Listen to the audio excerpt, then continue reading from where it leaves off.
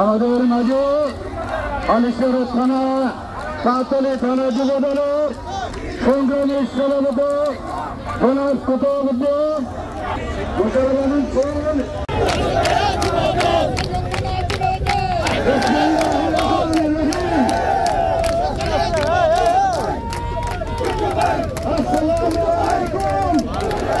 ওয়ালাইকুম সালাম।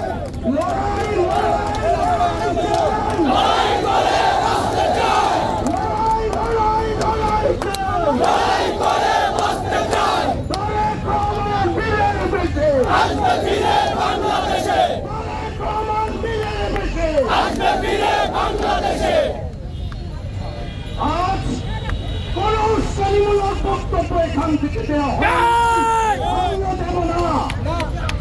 আমরা ফ্যাসিস্টের মতো, দোষরদের মতো, পরাজিত শক্তিদের মতো উস্কানিতে আজ শিখি নাই। আমরা পরিশুদ্ধ রাজনীতি করি, আমরা দেশের উন্নয়নের রাজনীতি করি। তারেক রহমান শুধু দল গুছান নাই, বাংলাদেশের ভবিষ্যতের কথা চিন্তা করে ত্যাগ করেছেন। এই পরিবার সন্তান হারিয়েছে, এই পরিবার পিতা হারিয়েছে, ভাই হারিয়েছে। 18 বছর মা তার সন্তানকে দেখেনি। আমাদের কর্মীরা নেতারা তাদের ব্যবসা ছিল না, মামলায় লুপ্ত ছিল আমাদের নেতা কর্মীরা। খুন এগুলোর মাঝে আমাদের নেতা কর্মীদের জীবন নির্বাহ করতে হয়েছে।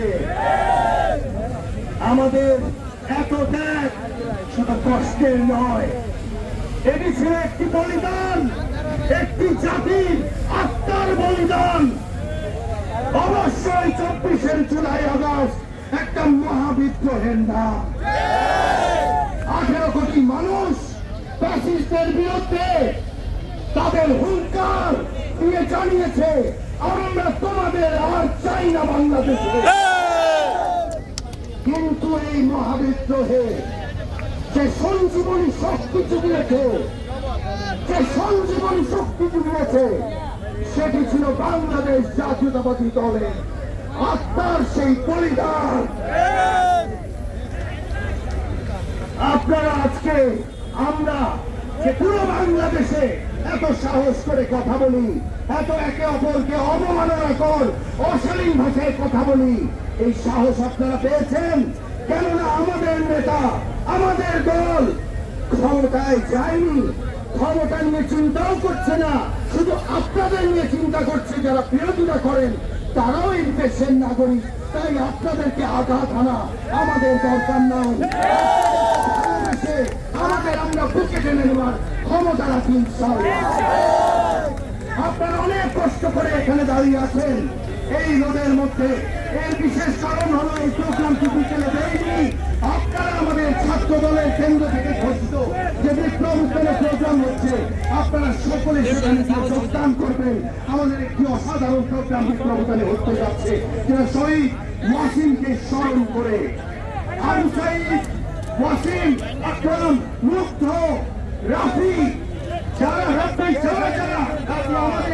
আমাদের এই নতুন বাংলাদেশ উপহার দিতে গিয়ে নিজের জীবন হারিয়েছে, যারা এই ধরনের বাংলাদেশ চায়নি, বিভাজনের রাজনীতি যারা দেখতে চায় না। আপনারা বিভাজনের রাজনীতি করে দুটো কারণে নিজেদেরকে ধ্বংস করে দিচ্ছেন। একটি হলো আপনারা ষড়যন্ত্রের বশবর্তী হয়ে এটা করছেন, আর না হলে আপনারা প্রকার রাজ্যে বসবাস করছেন। বাংলাদেশের স্বপ্ন 54 বছর ধরে বাংলাদেশিরা দেখছি, সেই বাংলাদেশ পেতে হলে বিভাজন করা যাবে না। তাই আসুন আমাদের নেতা তারেক রহমানকে নিয়ে আর কোন অবমাননা কর, অথবা আমাদের দলকে নিয়ে কোন অবমাননা কর, অশালীন বক্তব্য যদি আরেকবার শুনতে পাই, তাহলে আমরা আপনাদেরকে দেখে নেব।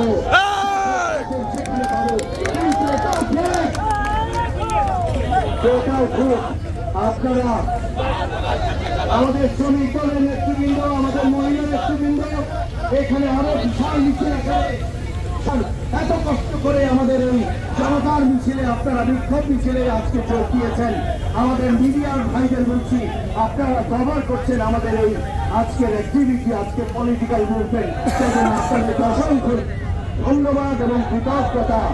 আমি শুধু একটি কথা বলে দিতে চাই যে রাজনীতি আমি দেখতে পাচ্ছি, এটির জন্য তারেক রহমান, বাংলাদেশ জাতীয়তাবাদী দল, শহীদ প্রেসিডেন্ট জিয়াউর রহমান বা দেশনেত্রী বেগম খালেদা জিয়ার কোনো ক্ষতি হবে না।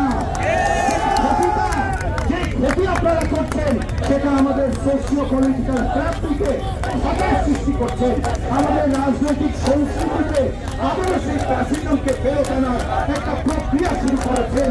নির্বাচন দিন, আমি গভর্নমেন্টকে বলবো, যতদিন নির্বাচন দেবেন না এই অসংগতি, এই যা কিছু আমাদের প্রয়োজন নাই অথচ হচ্ছে সেগুলো হতে থাকবে।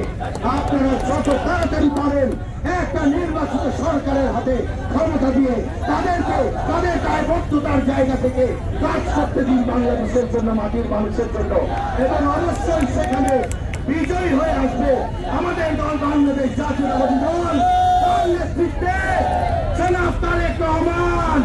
তারেক রহমান, তারেক রহমান, লড়াই লড়াই লড়াই চাই, লড়াই করে বাঁচতে চাই, লড়াই লড়াই চাই, লড়াই করে বাঁচতে চাই।